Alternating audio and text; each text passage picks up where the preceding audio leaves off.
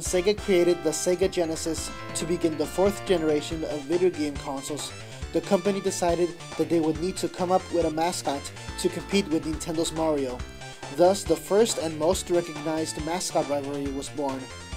Sonic became very popular with his fast-paced games. Nintendo's response to Sega's superior Genesis console was the Super Nintendo Entertainment System. Since their previous system had been such a huge success, Nintendo had their fans waiting in suspense for the Super editions of Mario, Zelda, Metroid, Mega Man, and Final Fantasy.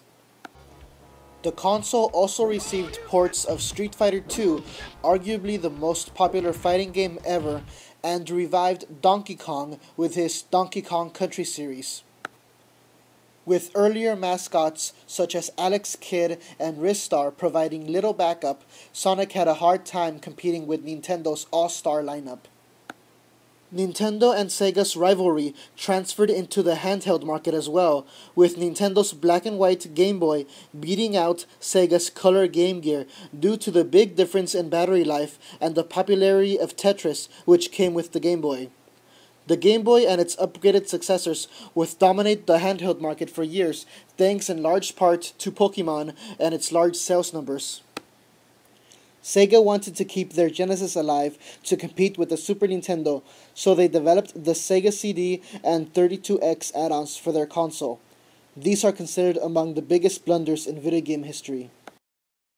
Atari released their final console, the Atari Jaguar, but the sales weren't as great as they had hoped, and they realized they could no longer compete with the newer consoles.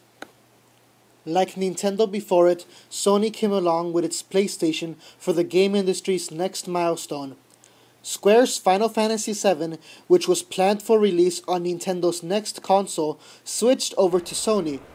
This, along with other great games, such as the first of the Tomb Raider series and Metal Gear Solid, which basically redefined the stealth action genre, helped the PlayStation move the game industry forward and gain acceptance as a form of entertainment even for a more mature crowd, while also beginning quality kid-friendly series like Spyro the Dragon and Crash Bandicoot.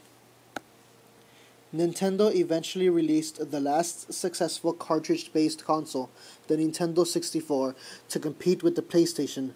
This console marked the jump to 3D for many continuing franchises. The most highly regarded among these were Super Mario 64 and The Legend of Zelda: The Ocarina of Time, which is considered by many as the greatest video game of all time.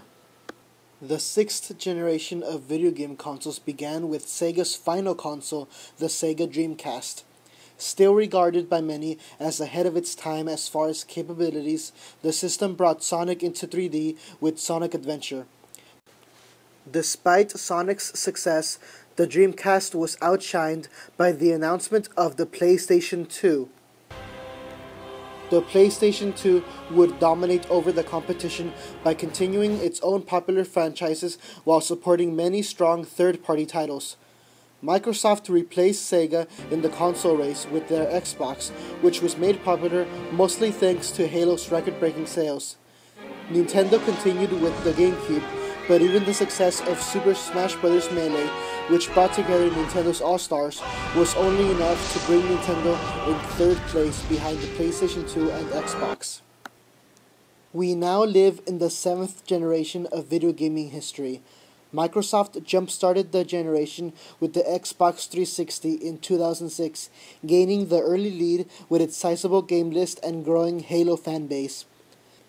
The PlayStation 3 was released in 2007, expecting to continue Sony's dominance, but with the highest price tag and lack of good early exclusive titles, the console is currently holding up the rear. However, the gaming industry still has great expectations for the announced Metal Gear Solid 4 and Final Fantasy 13 titles. The big talk of the town right now is Nintendo's latest console. Originally codenamed Nintendo Revolution, the Wii is indeed out to create change among video games with its motion sensor Wiimote replacing the traditional controller in an attempt to broaden the audience of video games. Nintendo has once again taken the reins in leading the industry, with Sony and Microsoft's incredible leaps in technology following.